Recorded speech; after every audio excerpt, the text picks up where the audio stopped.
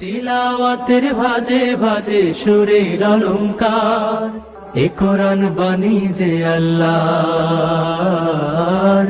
এ কোরআন বাণী যে আল্লাহর। আসসালামু আলাইকুম রহমতুল্লাহি ওবরাকাতু। আসুন্না ফাউন্ডেশনের অনন্য আয়োজন সহজ সূত্রে কোরআন শিখির 10ম পর্বে আপনাদেরকে স্বাগতম। প্রিয় শিক্ষার্থী বন্ধুরা, আমরা যদি চাই আমাদের ঈমান বাড়াতে, অবশ্যই আমাদেরকে কোরআন পড়া শিখতে হবে, কোরআন তেলাওয়াত করতে হবে। আমরা যারা নিজেদেরকে মুসলিম দাবি করি, অবশ্যই আমাদেরকে ঈমান আনার পরে কোরআন শিখতে হবে। যতদিন আমরা কোরআনের সাথে সম্পর্ক রাখব, ততদিন আমাদের ঈমান বাড়তেই থাকবে ইনশাআল্লাহ। প্রিয় শিক্ষার্থী বন্ধুরা, আজকের দর্শের হরফ ত, উপরে জবর দেওয়া আছে, নিচে জের দেওয়া আছে, উপরে পেশ দেওয়া আছে। আমার সাথে বানান করুন। ত জবর ত, ত জের তুই, ত তুই, ত পেশ তু, ত তুই তু। আবার বলুন ত তুই তু। এই হরফটি মোটা অক্ষর, এই জন্যে তা বলা যাবে না, তা এর সাথে মিক্স করা যাবে না, এই জন্য বলতে হবে ত, ত তুই তু। পরের হরফটি বানান করে বলুন। জ জবর জ, জ জের জি, জ জি, জ পেশ জু, জ জি জু, জ জি জু। আগের হরফটি বলুন বানান ছাড়া। ত তুই তু। পরের হরফটি জ জি জু। আলহামদুলিল্লাহ, আশা করছি আপনি পারছেন। ত এবং জ দুটি হরফ দেখতে একই রকম। আপনি কিভাবে লিখবেন এককভাবে হরকত সহকারে স্ক্রিন লক্ষ্য করুন। ত এর উপরে জবর, ত এর নিচে জের, ত এর উপরে পেশ দিয়ে লেখা সম্পন্ন হয়েছে। আলহামদুলিল্লাহ। জ হরফটি একই রকম, শুধুমাত্র নোক্তার পার্থক্য। স্ক্রিনে দেখুন, জ হরফটি জবর, জের, পেশ দিয়ে লেখা সম্পন্ন হয়েছে।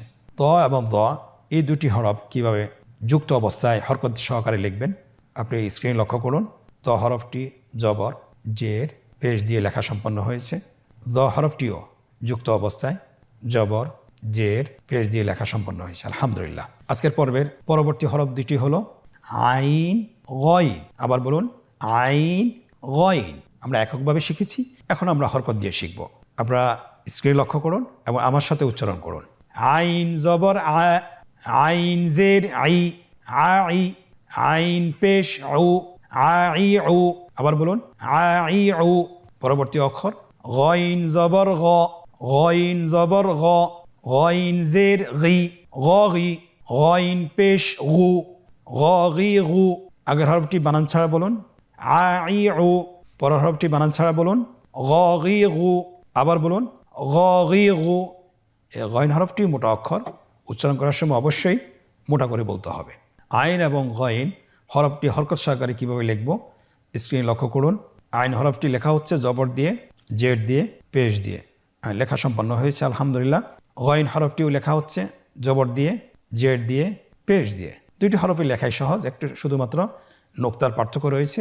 আইনের উপর কোনো নোক্তা নেই, গইনের উপর একটি নোক্তা রয়েছে। আইন এবং গইন যখন যুক্ত অবস্থায় আসবে কিভাবে লিখবেন স্ক্রিন লক্ষ্য করুন। আইন হরফটি যুক্ত অবস্থায় জবর, জের, পেশ দিয়ে লেখা হচ্ছে। আলহামদুলিল্লাহ, লেখা সম্পন্ন হয়েছে। গইন হরফটিও যুক্ত অবস্থায় জবর, জের, পেশ দিয়ে লেখা হচ্ছে। আলহামদুলিল্লাহ, লেখা সম্পন্ন হয়েছে। কতই সহজ। আপনারা চেষ্টা করুন, আপনারা পারবেন ইনশাআল্লাহ। প্রিয় শিক্ষার্থী বন্ধুরা, আজকের দার্সের পরবর্তী হরফটির নাম হলো ফা। ফা জবর ফা, ফা জের ফি, ফা ফি। আবার বলুন ফা ফি। ফা পেশ ফু, ফা ফি ফু, ফা ফি ফু। পরবর্তী অক্ষর কফ। হরকত সহকারে আমার সাথে বলুন কফ জবর ক, কফ জের কি, ক কি। কফ পেশ কু, ক কি কু। আবার বলুন ক কি কু। এই হরফটি কিন্তু আপনার মোটা অক্ষর, মোটা হরফ। বলার সময়, উচ্চারণ করার সময় অবশ্যই মোটা করে পড়তে হবে। তাহলে আগের অক্ষরটি আমরা বানান ছাড়া বলি ফা ফি ফু। পরের হরফটি ক কি কু। আমরা এখন দেখব ফা এবং কফ হরফটি হরকত সহকারে কীভাবে লিখতে হয়। স্ক্রিনে লক্ষ্য করুন। ফা হরফটি জবর সহকারে লেখা হচ্ছে, ফায়ের নিচে জের বসানো হচ্ছে এবং পেশ বসানো হচ্ছে। আলহামদুলিল্লাহ। পরবর্তী হরফ দেখতেই ফায়ের মতো, শুধুমাত্র নোক্তার পার্থক্য। কফ হরফটি জবর দিয়ে লেখা হচ্ছে, জের দিয়ে লেখা হচ্ছে এবং পেশ দিয়ে লেখা হচ্ছে। আলহামদুলিল্লাহ, কফ হরফটি লেখা সম্পন্ন হয়েছে। এখন আমরা কিভাবে শব্দের মাঝে যুক্ত অবস্থায় লিখতে হয় আপনারা স্ক্রিনের দিকে লক্ষ্য করুন। ফা হরফটি যুক্ত অবস্থায় লেখা হচ্ছে, কফ হরফটিও লেখা হচ্ছে। আলহামদুলিল্লাহ, দুইটি হরফেই আপনার লেখা সম্পন্ন হয়েছে। আলহামদুলিল্লাহ। প্রিয় মুসলিম ভাই বোনেরা, আজকের দার্সের পরবর্তী হরফটির নাম হলো কাফ এবং লাম। এই দুটি হরফ আমরা হরকত দিয়ে শিখব। আপনারা স্ক্রিনে লক্ষ্য করুন এবং আমার সাথে উচ্চারণ করুন। কাফ জবর কা, কাফ জের কি, কা কি, কাফ পেশ কু, কা কি কু। আবার বলুন, কা কি কু। পরবর্তী হরফ লাম, উচ্চারণ সহকারে হরকত দিয়ে বলুন। লাম জবর লা, লাম জের লি, লালি, লাম পেশ লু, লালি লু। আবার বলুন, লালি লু। হরফ দুটোই বানান ছাড়া বলুন। কা কি কু, লালি লু। আলহামদুলিল্লাহ, আমরা শিখতে পেরেছি। এখন আমরা দেখব এই হরফ দুইটি হরকত সহকারে কিভাবে লিখতে হয়। কাফ হরফটি লেখা সম্পন্ন হয়েছে, লাম হরফটিও লেখা সম্পন্ন হয়েছে, আলহামদুলিল্লাহ। এখন আমরা কাফ এবং লাম হরফটি যুক্ত অবস্থায় কিভাবে হরকত দিয়ে লিখতে হয়। কাফ হরফটি যুক্ত অবস্থায় জবর জের পেশ দিয়ে লেখা সম্পন্ন হয়েছে।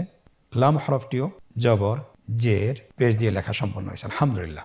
আজকের পর্বের পরবর্তী হরফ দুটি হলো মিম এবং নুন। স্ক্রিনের দিকে লক্ষ্য করুন, মিম এবং নুন।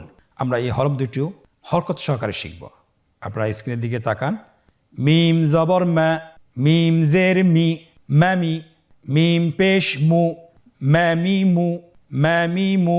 পরবর্তী হরফ নুন, হরকত সহকারে উচ্চারণ করুন এবং আমার সাথে বলুন। নুন জবর না, নুন জের নি, নানি। আবার বলুন, নানি। নুন পেশ নু, নানি নু। আবার বলুন, নানি নু। এখন আমরা বানান ছাড়া বলবো। আপনারা আমার সাথে বলুন, মামি মু, নানি নু।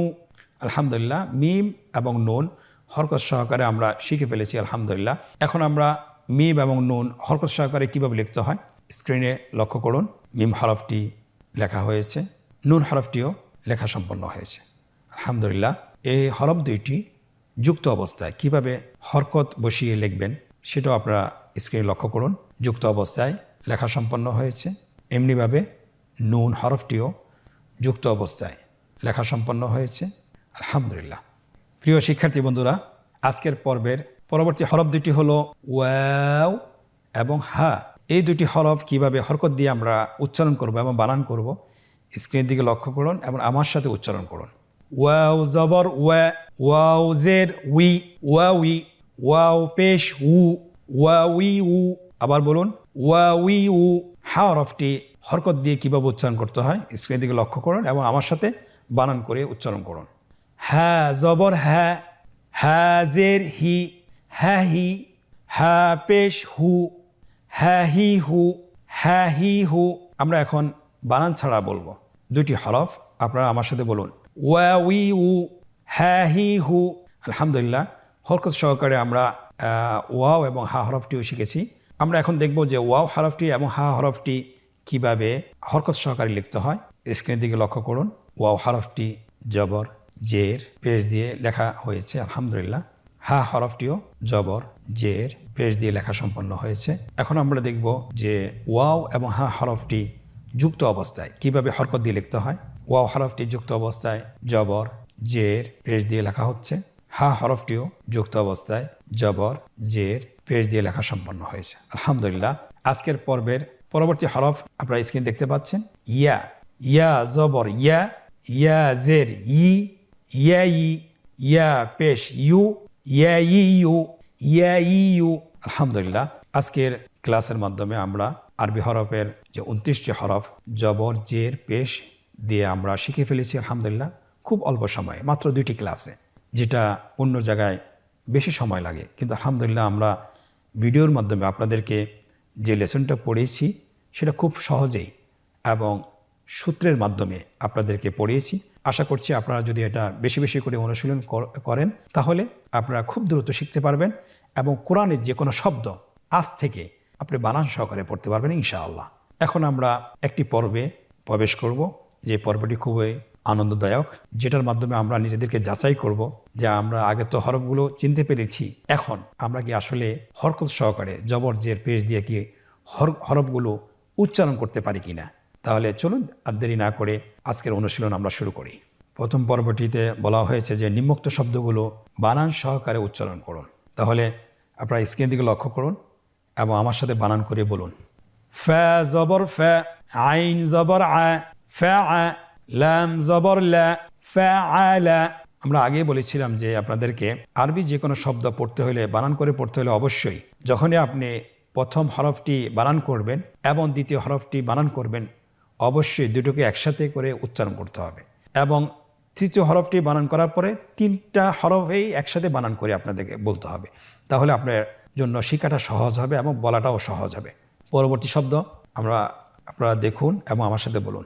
জিম জবর জা, মিম জবর মা, জামা, আইন জবর আ, জামা আ, কফ জবর ক, দাল জবর দা, কদা, র জবর র, কদা র, ওয়াও জবর ওয়া, কফ জবর ক, ওয়াক, বা জবর বা, ওয়াকাব, صاد زبر صا، را زبر را، صر، فا زبر فا، صرف، با زبر با، لام زبر لا، بلا بلا، غين زبر غا، بلغ، عين زبر ع، قاف زبر قا، عقا، دال زبر دا، عقد، نون زبر نا، ثا زبر ثا، نثا، را زبر را، نثر। পরবর্তী লাইনের শব্দগুলো এভাবে বানান করে পড়তে হবে।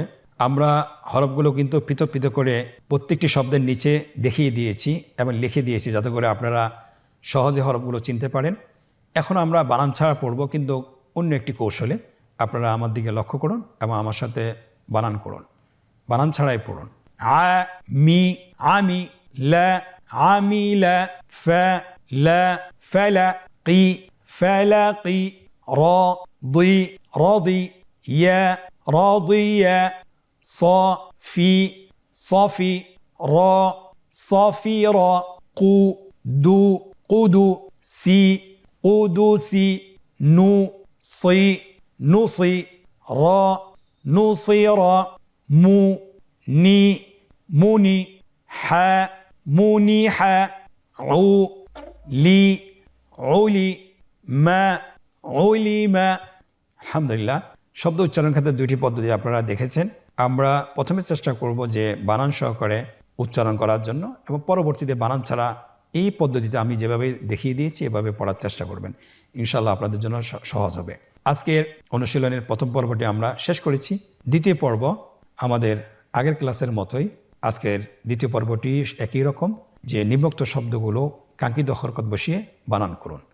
আপনারা দেখছেন, স্ক্রিনে লক্ষ্য করুন, এখানে 3টি ঘর রয়েছে।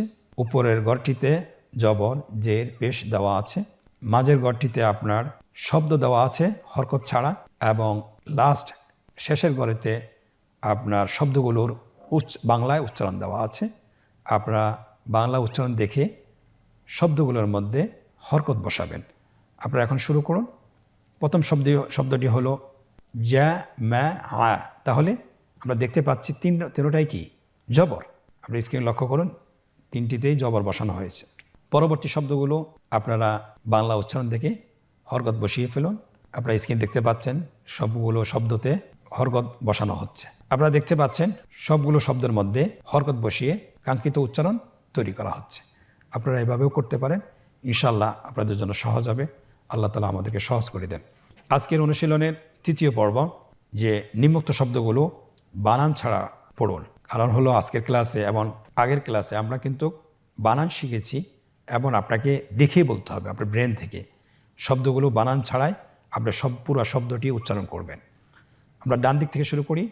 শাকারা, রাজাআ, তালাআ, কাবিলা, মারিদা, কুতিলা। আলহামদুলিল্লাহ, আমরা আজকের পর্বটি শেষ করতে পেরেছি। আল্লাহ তাআলার কাছে শুকরিয়া জ্ঞাপন করছি যে আল্লাহ রাব্বুল আলামিন আমাদেরকে কোরআন পড়া শিক্ষার ধারাবাহিকতা যেন আমরা রাখতে পারি এবং আমাদের জন্য যেন সহজ করে দেন। আল্লাহর কাছে সেই কামনা করছি। আপনারা আগের মতোই আপনাদেরকে আমি বলছি যে আমরা বাসায় 10 থেকে 15 মিনিট, বেশি না, আমরা চেষ্টা করি এককভাবে হোক অথবা গ্রুপ তৈরি করে হোক, তাহলে আমরা কোরআন পড়াটা খুব দ্রুত শিখতে পারবো। কারণ হলো আমরা যদি কোরআন পড়া সহিশুদ্ধ করতে না পারি তাহলে কিন্তু আমাদের সালাতের সমস্যা থেকে যাচ্ছে। আর সালাতে যদি সমস্যা থেকে যায় সালাত কবুল না হওয়ার সম্ভাবনা বেশি। আল্লাহ সুবহানাহু ওয়া তাআলা আমাদেরকে কোরআন পড়া শিখার তৌফিক দান করুন। আল্লাহুম্মা আমিন। হাদা ওয়া সাল্লাল্লাহু আলা মুহাম্মদ ওয়া আলা আলিহি ওয়া সাহবিহি আজমাইন। আজকের পর্ব থেকে এখানেই বিদায় নিচ্ছি। জাযাকুমুল্লাহ খায়র। আসসালামু আলাইকুম ওরহমতুল্লাহি ওবরাকাতুহু। আসুন্নাহ ফাউন্ডেশন, উম্মার স্বার্থে সুন্নাহর সাথে।